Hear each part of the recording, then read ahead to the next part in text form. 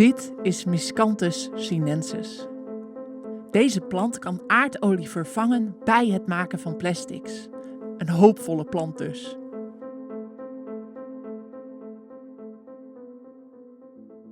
We are now very early in the season, so it is still very small, but actually this grass goes to up to 4 meters high. Wetenschapper Luisa Trindade werkt eraan om de eigenschappen van deze plant nog verder te verbeteren, zodat de oogst en de kwaliteit groter worden, om vervolgens hoge kwaliteit bioplastic van te maken.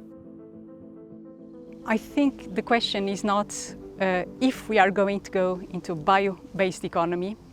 We are going to use biomass for making bioproducts, but it's a question when that is going to happen. And I believe that this is going to be, the sooner we do it, the sooner we address our climate change and our bad effects of fossil resources in our society. Luisa is samen met andere Wageningse wetenschappers onderweg naar een samenleving zonder fossiele grondstoffen. Ze zoeken groene alternatieven, de beste manieren van recyclen en onderzoekers bouwen katalysatoren die CO2 uit de lucht plukken om daar vervolgens weer grondstoffen van te maken.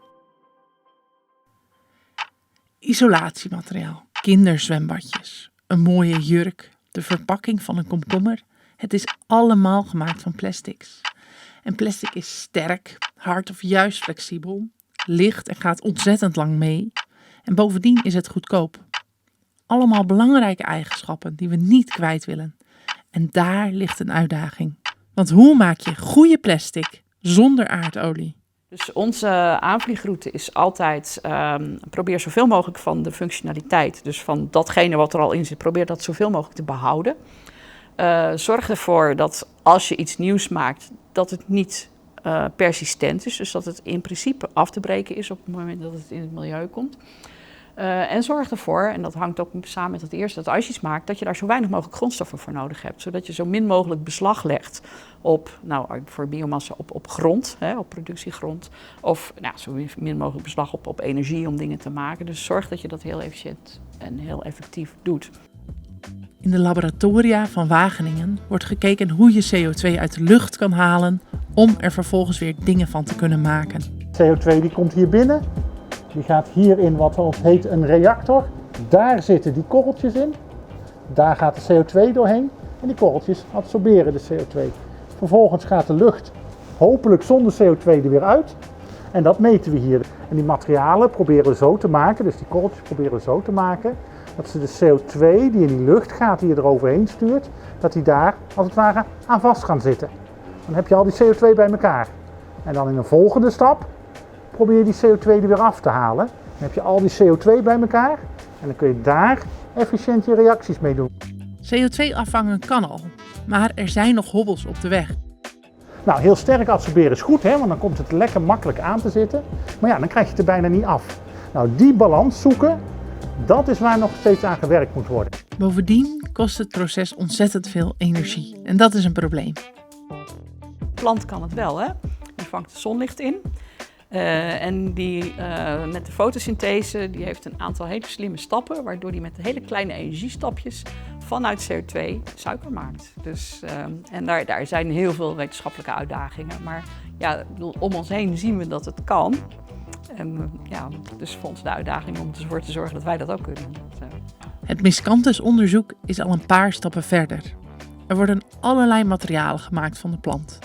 Van bioplastics tot beton voor fietspaden. En de mogelijkheden om op te schalen zijn er ook. En dus zouden we al zonder aardolie kunnen.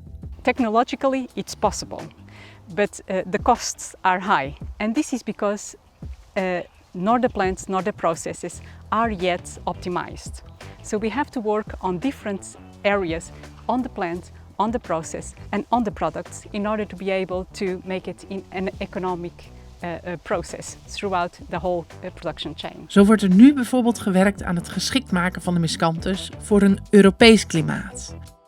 We expect that within the coming 5 years these varieties will come into the market and the farmers can access them. Een andere bron om spullen te maken is natuurlijk de spullen die we weggooien. Siet Seidsma verdiept zich in het recyclegedrag van mensen. Die intentie die is er wel degelijk aanwezig, maar voor papier en plastic zien we dat het gedrag daadwerkelijk veel hoger is. Daar zie je meer gewoontegedrag. En voor textiel is dat nog veel minder. Dan zie je bijvoorbeeld dat mensen aangeven dat ze de helft van de kleding recyclen. Hoe ziet dat consumentengedrag eruit en waarom is het zoals het is? Als we dat beter begrijpen, dan kunnen we ook zeggen van die acties zijn nodig om tot nog beter recyclegedrag te komen. In het Recycle Lab onderzoeken wetenschappers hoe je plastic het beste kan hergebruiken. Want ook daar valt nogal wat winst te halen. Als je die verschillende soorten plastic bij elkaar gooit, die mengen niet op moleculair niveau. En dat betekent dat je hele waardeloze eigenschappen krijgt. Dus als je iets recycelt en het is een gemengde stroom, nou dan mag je blij zijn dat je er nog een bermpaaltje van kan maken, maar dat is het dan ook wel. Je moet dus heel goed sorteren, dat is punt 1. En de vraag is hoe goed moet je sorteren? Hè? Moet je op 100% sorteren of is 90% ook goed? En kan je van het ene plastic nog wel een beetje in het andere plastic hebben of helemaal niet? Ook wordt onderzocht hoe je plastic kan maken die lang meegaan, maar wel afbreken als ze in het milieu belanden. En dat is een flinke puzzel. Ja, het is nog lang niet klaar. En als je weet dat er, wat is het, 0,5% of zo van de totale hoeveelheid kunststof is op dit moment bioplastic. Dan is er echt nog wel wat te doen.